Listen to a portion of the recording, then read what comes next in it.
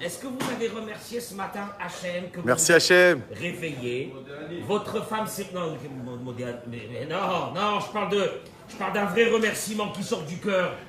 Que votre femme s'est réveillée, que vos enfants se sont réveillés, qu'ils se sont... Est-ce non, hein? Vous avez remercié ou non? Merci Hachem. Mais déjà appréciez ce que vous avez. Cette Sinat... appréciation vous amènera vers la joie de ce que vous avez. Et arrêtez d'être mouchenef de ce que vous avez on a une Sina très parce enthousiaste. On a une Sina très enthousiaste. Ah voilà, Razak Obarou, très bien. J'espère que je vais voir que des sourires derrière vos masques. Que des sourires. Alors la halakha du jour, l'extraordinaire. Bon, il le dit, il faut faire attention à ça, et c'est sérieux. Chazvé Shalom, à Dieu me plaise, de ne pas lever la main sur un garçon ou une fille qui sont déjà, je parle de vos enfants, qui sont déjà grandes. Qu'à l'époque, dans l'ancien temps, on mettait en quarantaine, on rejetait le papa de la synagogue si on avait su qu'il avait levé la main sur un enfant qui était déjà assez grand. Assez grand aujourd'hui, c'est 8 ans, 9 ans. Chez l'oligrom libno chiatris kenegdo. Car à cause de cela, il va y avoir une réaction de ton fils ou de ta fille par rapport à cette violence. Veninza. Et il en sort qui va, à cause de ça, transgresser un des interdits de la Torah qui s'appelle l'ifner hiver, l'okitem michel. Que devant un aveugle, ne met pas un obstacle. Et là, l'obstacle, c'est quoi? C'est que tu vas lever la main sur lui, et donc il va soit te répondre de façon très grave, soit qui va lever la main sur toi. Dans les deux cas, c'est très grave. Et même qu'aujourd'hui, on n'a plus ce système de mettre en quarantaine quelqu'un.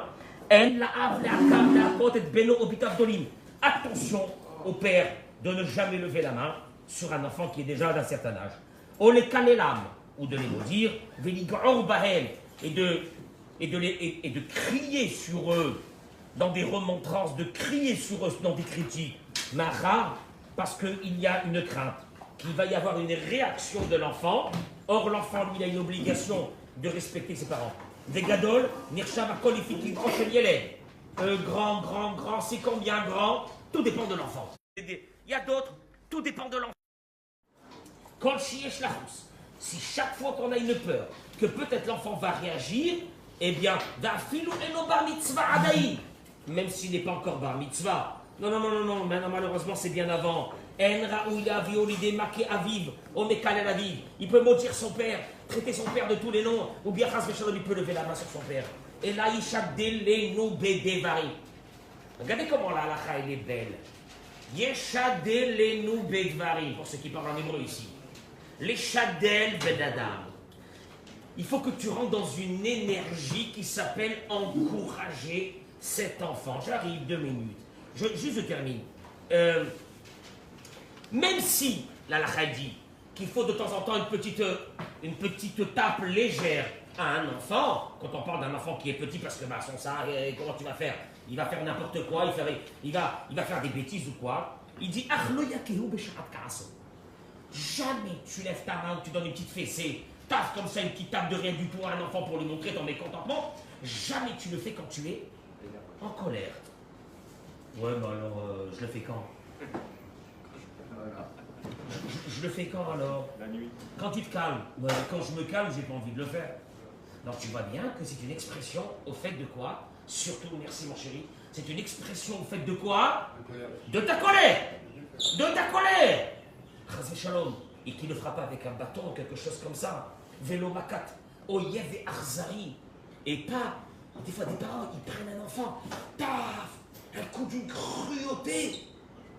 J'ai mon cœur qui s'arrête.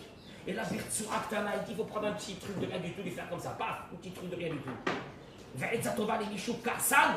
Et un conseil pour celui qui est nerveux, là, comme ça, qui est bien de chez nous, de ne jamais donner un petit coup à l'enfant au moment où il a fait la bêtise. Et là, c'est la halakha, c'est la halakha. Tu entends ou non? Tu attends jusqu'à que ta colère se calme, et à ce moment-là, il donnera le peu. Il vient chez son fils, viens ici mon chéri. Viens, maintenant il est calme. Viens ici. Allez. Allez, ce petit coup comme ça. Non, non, pas avec un gros bruit que tu viens de faire là. Ouais. Parce que le gros bruit, ça veut dire qu'il lui a donné un gros coup. Non, un petit coup de rien du tout. Et si, tu sais que même ce petit coup va engager une réaction de la part de l'enfant négative, ne le fais pas. Oui, mais alors attends. Alors qu'est-ce que je fais moi alors, donc je laisse ma maison, voilà, il va n'importe quoi. Ce qu'il dit, ouais, c'est mignon ça c'est pour les... Tu sais, c'est dans les contes, dans les fables, les petits poussés, je sais pas. Quand tu parles ici, il te dit, Veya, tu vois, il a fallu que ça marque dans la lacha, c'est honteux qu'il marque ça dans la lacha. Veya ben daber imo, benahat ou bedivre tocha. Parle doucement, explique les choses tranquillement. Veillez calessou. C'est marqué dans la lacha, je répète. Veillez calessou be'ezemidato vachiyeshbo. Félicite-le de quelque chose de bien qu'il a fait. Bon, j'arrête ici parce que ça m'énerve. De façon pareille, hein. Je m'énerve, j'arrête. J'explique une chose. Il faut qu'on... On a chez nous l'éducation des enfants. C'est moi le patron.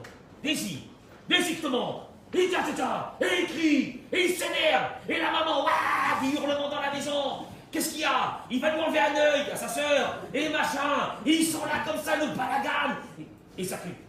C'est de l'éducation, ça, mon œil. Ça, c'est de l'éducation, ça. Ça, c'est du balagan, c'est pas de l'éducation. Ça, c'est l'expression de la grande nervosité de la maison. Comment on éduque? En 2 mots. C'est pas en 2 mots, il en faut 1 million, mais comment on éduque? Je répète, quand tu donnes à quelqu'un qui est en face de toi, tu le fais grandir, tu l'apprécies, tu le félicites. Quelle félicité, j'ai envie de le tuer. Quelle félicité, regarde ce qu'il vient de faire, je vais le tuer. Non, tu le félicites. Vous savez pourquoi? Je vais vous dire une chose, c'est un secret. Quelqu'un de vivant, de normalement constitué, normalement, quand on lui fait de l'honneur, il adore l'honneur. Si vous avez un enfant qui n'aime pas l'honneur, c'est un gros problème, il faut l'amener chez un psy. Mais ça n'existe pas. Même un petit bébé qui lui fait, oh là là, il est tout content. Il n'y a pas, le kavod fait partie, l'honneur fait partie de l'âme, de l'être humain et du Ben Israël. Maintenant, quand tu donnes à quelqu'un du kavod, il a envie encore. Et il a encore envie du kavod et il adore le kavod. Et d'un seul coup, dans sa tête va se mettre un mécanisme. Que pour recevoir le kavod, il doit faire plaisir à la personne d'à côté. Et oui, j'ai envie de ma dose d'honneur. J'ai envie de ma dose de félicitations. Mais tu ne sais pas comment tu vas tourner la machine. Celui qui dit bof, je ne suis pas sûr que ce que monsieur le rabbin est en train de dire, c'est vrai. Je mets sur la balance 25 ans avec des adolescents. Donc moi, j'ai 25 ans au compteur avec des adolescents. J'ai eu des classes de 6e, ou mignons. J'ai eu des classes de seconde, des malades mentaux. J'ai eu des classes de terminale. Hein, mon chéri? T'es avec nous, hein? J'ai eu des classes de terminale. Ils redeviennent des êtres humains avec des visages humains, tout doucement. Et je savais une chose. J'ai jamais fonctionné à la punition, au renvoi, ou j'en sais rien. J'ai félicité, j'ai aimé, j'ai respecté ces élèves. Et non, mais je voyais des fois un qui disait à l'autre, non, ça se fait pas, Rav Cohen, ça se fait pas, tu dis pas ça, ça se fait pas, ça veut dire ça se fait pas. Ça veut dire ça se fait pas, ça veut dire que il nous respecte, il nous fait kavod, il nous aime. Tu comprends? Mais par contre, il y a un petit problème dans tout ça, le petit bémol. C'est que ça demande du temps. Ah non, pas le temps. Ah, je peux pas le temps. Parce que crier, c'est en 1 seconde. Waouh, il y a un hurlement, c'est en 1 seconde. Lever la main, c'est en 2 secondes, le petit est par terre, et ça y est. Et tu dis, maintenant, la maison, elle va être calme. Alors que le deuxième mode que moi je vous ai proposé, il demande du temps. Il demande de la proximité. Il demande de la disponibilité. Disponibilité. J'ai pas le temps, moi je dois travailler. Il y a les vacances qui arrivent. Comment va la Eilat? Qui tu vas prendre à Eilat? Des malades mentaux? Tu vas prendre à Eilat qui? Tu vas prendre des fous à Eilat? Qui tu vas prendre? Tu vas prendre en vacances des fous? Qui tu vas prendre? Reste à la maison, ne va pas en vacances, on s'en fiche. Et donc tu auras un peu plus de temps pour être avec tes enfants. Parce que tu comprends que cette disponibilité, ça va tout doucement créer un lien affectif de respect avec ses enfants. Vous avez compris ou non? J'en ai marre de parler de ça. J'en ai marre de parler de ça. C'est pourquoi? Parce qu'aujourd'hui, on est face à des générations de fous. Et c'est comme ça.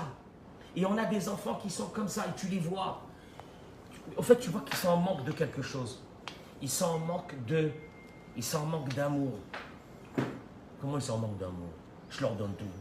Je vais le tuer, je leur donne tout. Tout, le dernier iPhone, le dernier truc, la dernière... comment on appelle ces trucs là, ces manettes là, maudites là?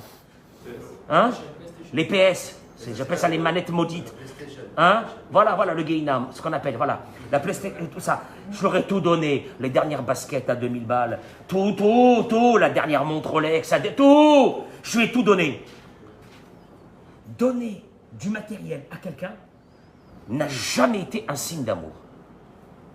C'est parce que tu as les moyens, c'est parce que tu... Mais c'est pas un signe d'amour. C'est parce que le petit dit, mais c'est normal, c'est mon père. Qu'est-ce qu'il va me donner? C'est pas le voisin. Donc c'est normal, c'est mon père qui va me donner. Mais ça veut rien dire. Demandez-lui, est-ce que tu es sûr que ton père il t'aime? Tu diras, je sais pas. Pourquoi tu sais pas? Parce qu'au fait, le fils d'un héréniste, il te dira, oui, bien sûr, mon père il m'adore.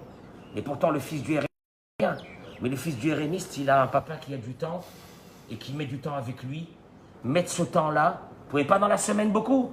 Mettez un soir, 2 soirs par semaine fixés, où vous rentrez à la maison, vous vous asseyez, comme à l'ancienne, comme dans les années 70. On s'asseyait manger avec les parents, puis on discutait civilement, sans ces appareils maudits qui nous en bouffaient même pendant les repas. Et on était comme ça, on s'asseyait, on discutait avec papa, maman. Alors mon chéri, qu'est-ce que t'as fait aujourd'hui? Qu'est-ce que t'as fait? Comment c'était? Machin. Vous n'avez pas remarqué que c'est devenu des babouins? Ils parlent même plus, les enfants. Tu l'appelles, il te fait il lève sa tête, des drogués. C'est la honte. C'est la honte dans notre peuple, c'est la honte qu'on est arrivé à ça. Mais il n'est jamais trop tard de bien faire.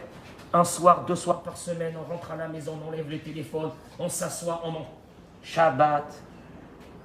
Shabbat qui devrait être un moment exceptionnel, c'est un moment d'embrouille. Lama, parce qu'on a oublié même comment il faut communiquer. C'était il nous restait la différence entre nous et les singes, c'était la communication, vous comprenez, on est en train de la perdre. On va bientôt se retrouver sur des arbres, je vous dis, si ça continue comme ça. Alors Shabbat, qu'est-ce que tu fais Shabbat? Eh bien Shabbat, il faut que j'aménage le Shabbat. Il faut que je prépare le... Ah, je suis fatigué, j'ai envie de dormir. J'ai envie de dormir. Mais tu vas dormir après 120 ans, mieux que ça. Tu sais quand est-ce que tu vas dormir? Quand tu seras à la retraite. Quand tu seras à la retraite et tes enfants ils seront bien éduqués. Et que tu seras tranquille parce qu'ils sont bien éduqués, ils se sont bien mariés, ils sont équilibrés. Tu pourras faire la grasse mat à ce moment-là. Mais maintenant, tu as mis des enfants au monde, tu les as pondus, c'est pas pour rien. Tu as une responsabilité, c'est pas ta femme qui va faire la responsabilité. C'est pas ta femme, c'est toi aussi. Et toi, c'est la chose la plus importante parce que pour les garçons, le papa, c'est important. Son papa qui lui dit qu'on la cavone. Et pour une fille, c'est pas important, c'est archi important. C'est le premier homme de sa vie. C'est son père. Si elle est transparente devant son père parce qu'il n'a pas le temps, parce qu'il est occupé avec à renvoyer ses mails et à faire je sais pas quoi. Et elle est occupée avec son portable dans sa chambre. Vous allez créer des zombies. Je vous dis, je pèse mes mots. Moi, j'ai vu l'évolution de la situation dans ces 25 dernières années. Vous allez créer des zombies. Alors, la Torah te dit, là, la Chal te dit, tu parles, tu félicites. À la place de crier, tu félicites, tu discutes et tu passes du temps. Donc le maître mot aujourd'hui, c'est le temps. Le temps qu'on n'a plus parce qu'on l'a bouffé par des bêtises, par d'autres choses. Revenons à des essentiels de la vie. Revenez à des essentiels. Vous ne pouvez pas tous les jours, aménagez-vous un soir, 2 soirs par semaine avec les enfants. On met les téléphones dans des boîtes, on passe du temps, on joue un jeu. Tu sais que ça existe des jeux de société? Vous savez, vous savez que ça existe ça encore? Je sais pas, bientôt on va le trouver dans des musées, les jeux de société. Parce qu'il n'y a plus personne qui joue. Quel jouet? Moi je suis avec mon iPhone, jouer quoi? Jouer quoi? Tu comprends? Et revenir à des moments de convivialité, à des moments avec les enfants. Je vous assure que c'est ce qu'ils garderont de la maison. Sinon, vous allez avoir bientôt des enfants qui vous diront, écoutez-moi bien ce que je dis, ça fait très mal. J'ai aucun souvenir de ma maison quand j'étais jeune. Mais oui, il a passé son adolescence avec le téléphone dans sa chambre. Comment tu veux qu'il ait un souvenir? Vraiment, c'est dur ce que je dis. Hein. Ça plombe l'atmosphère. Je m'en fiche. Je m'en fiche. Ça plombe l'atmosphère, je m'en fiche. Parce qu'il faut revenir à des choses essentielles. En vous souhaitant une journée exceptionnelle. Amen. Amen.